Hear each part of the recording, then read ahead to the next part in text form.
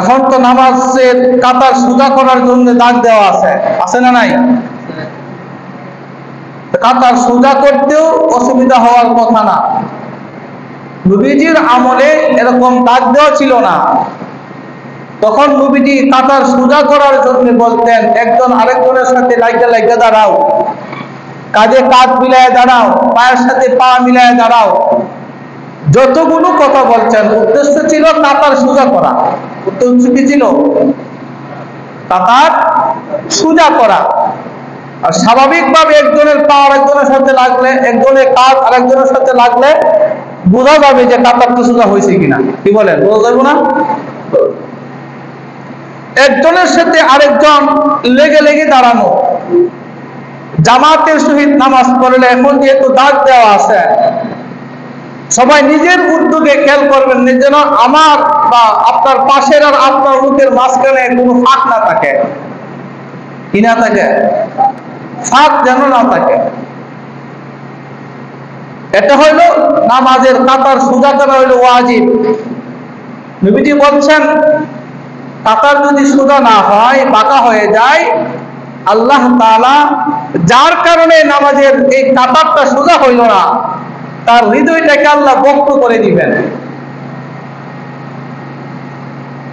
এবং কাতারের মধ্যে যেন কোন ধরনের ফাঁক না থাকে। ফাঁক থাকলে ওইখানে শয়তান চলে আসে। এই জন্য ফাঁক না রাখা, একজন আরেকজনের মাঝখানে কি না রাখা, ফাঁক না রাখা, এটা খুব গুরুত্ব সহকারে খেয়াল করেন। যতই বলি, এই আমলটা কিন্তু করা হয় না মসজিদে। এই যে ফ্যানের নিচে যা দাঁড়াইছে, এরে চিল্লা ফ্যানের নিচে সরান জানা কাতা সোজা করবার লাগে। তার মনের ভাবটা এরকম, ফ্যানের নিচে আমি দাঁড়াইছি, আমার আশেপাশে কেউ দাঁড়ালে দাঁড়াক, মনে এক হাত ফাঁকটা হোক, অসুবিধা নাই, আমি আমার জায়গায় দাঁড়াইছি। এই যে একটা ভাব নিয়ে আসে মসজিদে নামাজ পড়ার জন্য। হযরত উমর রাদিয়াল্লাহু তাআলা আনহু লোক নিয়োগ করতেন নামাজের কাতার সোজা করার সময়, দেখতো কেডা কাতার সোজা করে আর কেডা কাতার সোজা করে না। লাঠি লইতেন হাতে, লাঠি নিয়ে বাইরাইতেন, পায়ের মুরালির মধ্যে বাইরাইতেন কাতার সোজা না করার কারণে। এই জন্য কাতার সোজা করা গুরুত্বপূর্ণ একটা আমল। যখনই দেখবেন আপনার পাশে একটু জায়গা খালি আছে, আপনি হয়তো পিছন থেকে একদম সামনে আনবেন, আর নয়তো আপনার পাশে যিনি আছেন ওনাকে ধরে আপনার সাথে লাগাইবেন, উনি আবার আরেকজনকে সাথে লাগাইবেন। এভাবে মিলে মিলে যদি দাঁড়ায়, আর যেহেতু কাতার এখানে দেওয়া আছে, দাগ দেওয়া আছে, দাগের প্রতি খেয়াল করবেন, পিছনে দেখবেন আপনার মুড়াগুলো ঠিক আছে কিনা।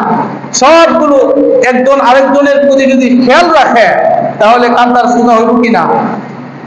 কথা বল না কেন? হবে না? এইগুলা খেয়াল করবেন। আমরা যদি ধমক মারি মাঝে মধ্যে, তখন তো আবার লাগতে যাবেন, হুজুর আমার এত মানুষের সামনে ধমক মারলো, আমার কি মান সম্মান নাই? এই জন্য ধমক খাওয়ার কাজ যেন না করা লাগে। নিজ থেকে যদি সোজা হয়ে যায়, ধমক দেওয়ার কোনো দরকার আছে? নাই। এই জন্য আমরা ভদ্রতার সহিত বলি, কাতার সোজা করি, মোবাইল ফোন বন্ধ রাখি, এটা ভদ্রতা অনুরোধ করতেছি। কিন্তু হাদিসের ভাষা হলো আদেশ করেন। ইমাম সাহেব মুসল্লিদেরকে আদেশ করবে, কাতার সোজা করেন, ধমকের সহিত বলবে কাতার সোজা করেন। যতক্ষণ কাতার সোজা না হবে, নামাজই শুরু করা যাবে না। এই জন্য এই বিষয়টা খুব খেয়াল রাখা। নামাজে যখন জামাতের সহিত মানুষ কাতার বন্দী হয়ে দাঁড়াবে, তখন একজনের পায়ের সাথে আরেকজনের পায়ের দিকে খেয়াল করা যায় না, কাতারটা কি হয়েছে কিনা, সোজা হয়েছে কিনা। ক্যাবলামুখী হয়ে দাঁড়ানো, ক্যাবলামুখী শুধুমাত্র চেহারা ক্যাবলামুখী হওয়া না, অঙ্গ প্রত্যঙ্গ গুলো ক্যাবলামুখী হতে হবে। আপনার পায়ের আঙ্গুল, চেহারা, আপনি হাত যে উপরে তুলছেন, এভাবে এই আঙ্গুল গুলো হাতের আঙ্গুল পর্যন্ত ক্যাবলামুখী হওয়া। ধীরস্থির ভাবে দাঁড়িয়ে খেয়াল করেন, ক্যাবলামুখী হয়ে দাঁড়াইতে হবে।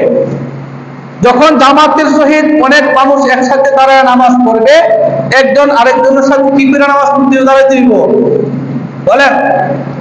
একজন আরেকজনের সাথে লাগা লাগা দাঁড়াইতে হইব, মাঝখানে ফাঁক রাখুন যাইব না।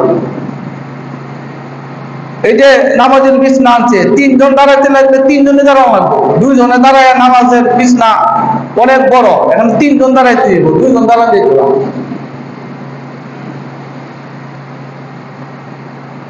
পরস্পরের দিকে খেয়াল রাখা, ডানে বামে খেয়াল রাখা যে কোন দিকে ফাঁকা আছে, এটা পুরা করতে হইব। আর যখন একাকী দাঁড়াইবেন, একাকী হোক বা জামাতে হোক, আপনার পায়ের মাঝখানে কতটুকু ফাঁক রাখবেন, পায়ের পা গুলো এমন ভাবে সোজা রাখতে হবে। অনেকে নামাজে দাঁড়ায় পা এরকম থাকে, খেয়াল করেন থাকে কিনা, এরকম এভাবে থাকে না, তুমি দুই দিকে চলে গেছে, এমন রাখা যাইব না, পা এরকম সোজা থাকতে হবে, কেবলামুখী হওয়া, এরকম সোজা। প্রত্যেক মানুষের ভারসাম্য অনুযায়ী দাঁড়াইতে হবে, মাঝখানে ফাঁক রাখতে হবে। তবে একজন স্বাভাবিক মানুষ, সুস্থ স্বাভাবিক মানুষের 2 পায়ের মাঝখানে 4 আঙ্গুল পরিমাণ ফাঁক রাখলে যথেষ্ট। এটা আবশ্যক না, এটা কিনা আবশ্যক না। তবে একজন সুস্থ সবল স্বাভাবিক মানুষের জন্য 2 পায়ের মাঝখানে 4 আঙ্গুল পরিমাণ ফাঁক রাখলে যথেষ্ট হয়ে যায়।